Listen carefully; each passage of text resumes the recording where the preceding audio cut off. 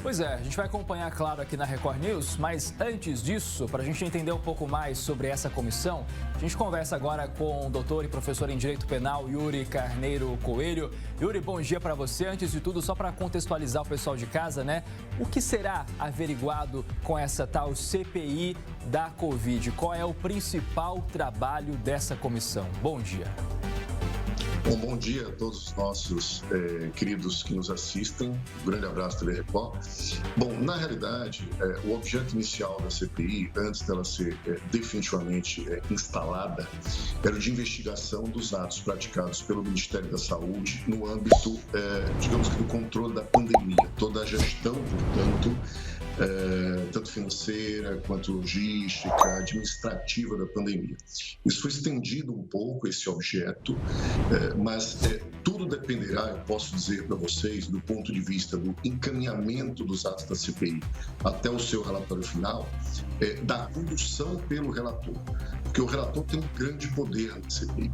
Ele vai receber as indicações e os pedidos de ouvida de governadores e de outras autoridades, mas ritmo e a determinação dessas ouvidas, claro, que você tem requerimentos que eles podem ser votados internamente na CPI, por exemplo, para ouvida individual, mas o ritmo dessas ouvidas e essas determinações passam pelo relator, que tem um grande poder.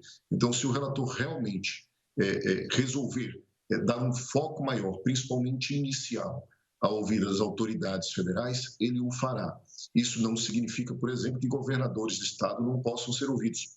Podem sim e podem ser convocados, assim como ministros, ex-governadores, ex-ministros, pessoas públicas em si, podem sim ser ouvidas no âmbito da CPI. Inclusive, por exemplo, até mesmo governadores que tenham sido afastados ao longo do processo, como ocorreu com o Wilson Witzel, em tese, pode, porque esteve no mandato durante o período da CPI. Então, quaisquer governadores, ministros, outras autoridades públicas podem ser convocadas para serem ouvidas nessa CPI. Yuri, eu convido você para acompanhar algumas imagens ao vivo de Brasília. Temos já uma movimentação por lá, onde vai acontecer daqui a pouco. Daqui a pouquinho a gente vai voltar com essas imagens, então, até para o pessoal de casa acompanhar, até porque esse depoimento está previsto para as 10 horas da manhã, o depoimento do ministro Mandetta, né? Vamos falar sobre ele já, né? O que a gente pode esperar do depoimento do Mandetta, primeiro-ministro, aquele que estava no governo quando a pandemia surge no mundo, né? A gente sabe que vai ter pressão aí, principalmente dos governistas, mas parece que a oposição também espera confrontar o Mandetta de alguma forma, né? Principalmente para entender alguns pontos.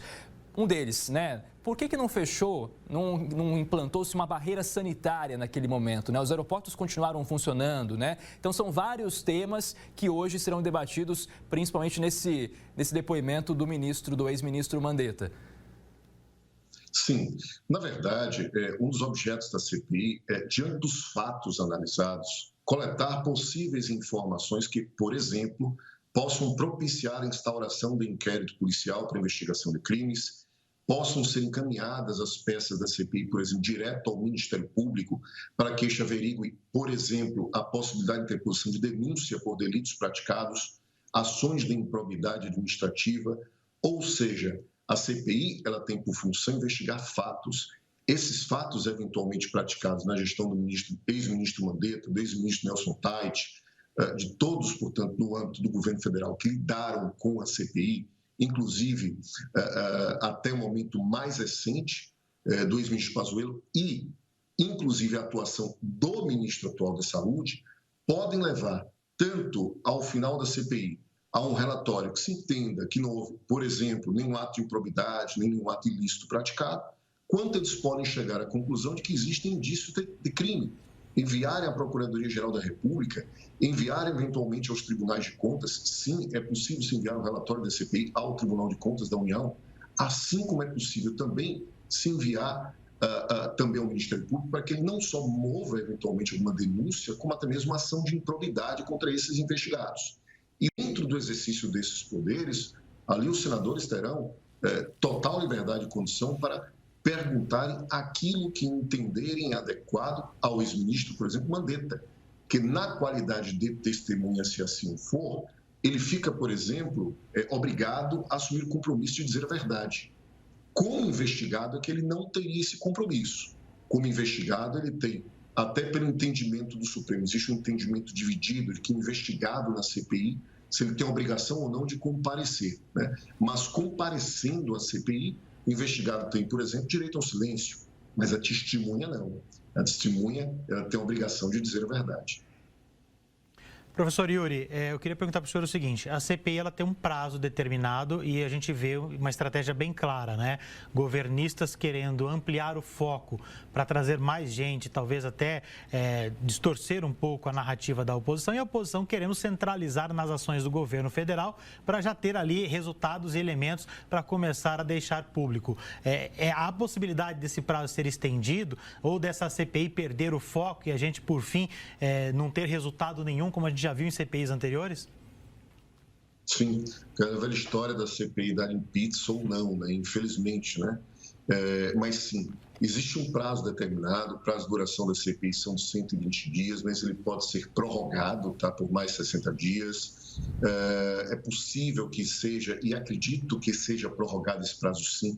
Essa CPI dificilmente demorará apenas 120 dias, até pelo conjunto e o tamanho e a dimensão que ela está tomando, principalmente, eu digo aos nossos ouvintes aí da Record News, se você partir para a ouvida de diversos governadores de estado, como, por exemplo, a oposição deseja que a grande maioria dos governadores, por exemplo, do consórcio Nordeste, alguns outros, estejam dentro aí do rol de pessoas ouvidas na CPI.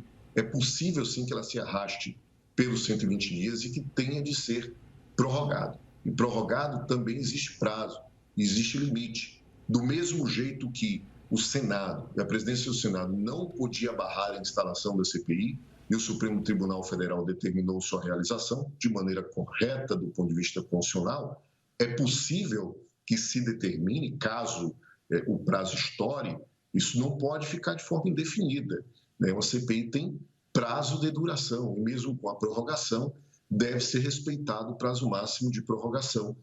Não vai ser um ato sem fim, ela vai ter de findar, ainda que judicialmente lá na frente, mas ela vai ter de findar. Eu não acredito que pela condição do presidente e o relator, são pessoas experientes, eles vão buscar acabar dentro do prazo correto, ainda que com prorrogação.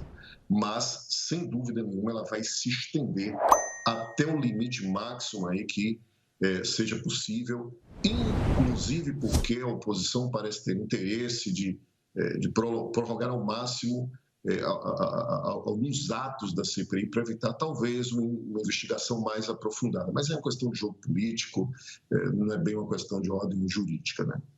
Yuri Carneiro, muito obrigado por essa entrevista aqui com a gente nesta manhã, ajudando a entender um pouquinho do que a gente pode esperar, né, dessa sessão de depoimentos que começa daqui a pouco às 10 da manhã, se estende pelo menos até quinta-feira aí entre os ex-ministros, também ministro Queiroga, que deve participar. Obrigado, Yuri. Boa terça-feira para você.